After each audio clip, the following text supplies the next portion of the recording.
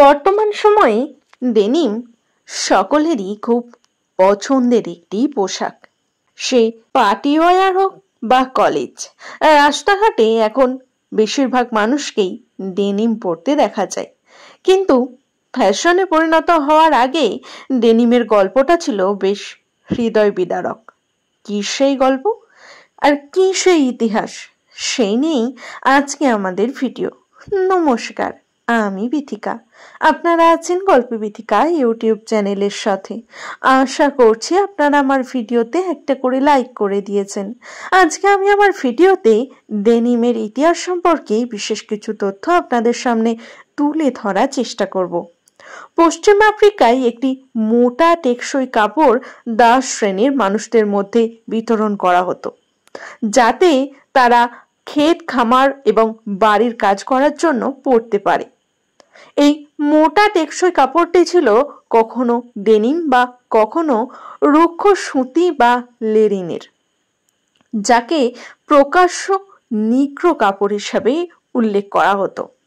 দাসদেরকে denim পরতে দেওয়ার উদ্দেশ্য হলো কাপড়ের দীর্ঘস্থায়িত্বতা, কিন্তু মূল উদ্দেশ্য ছিল দাসদেরকে আলাদাভাবে চিহ্নিত করা এবং নিয়ন্ত্রণ করা।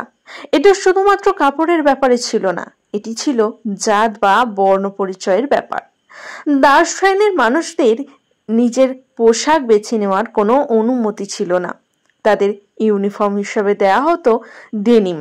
ব্লু ইন্ডিগো জিন্স বুননের প্রক্রিয়া, ডাইং করার প্রসেস সবকিছুই ছিল পশ্চিম আফ্রিকার ঐতিহ্যের অংশ।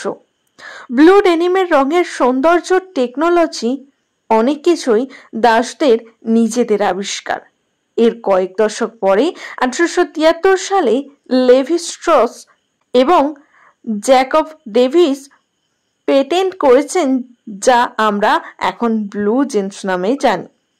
সময়ের সাথে সাথে ডেনিম কেবল একটা নির্দিষ্ট স্টাইলে সীমাবদ্ধ থাকেনি, এটি প্রতিনিয়ত বিকশিত হচ্ছে।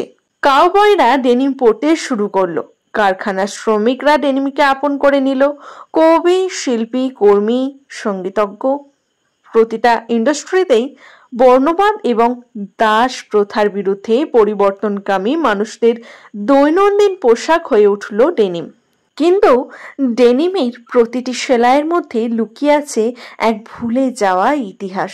আমরা কেবল স্টাইলের জন্য এটা পছন্দ করি সেটা নয়, বরং আমরা তাদের ঐতিহ্য বহন করি, যাদেরকে বর্ণবাদ আর দাসত্বের পোশাক হিসাবে ডেনিমকে পরতে দেওয়া হয়েছিল, যারা কখনো ডেনিমকে নিজের জন্য পছন্দ করে বেছে নিতে পারেননি।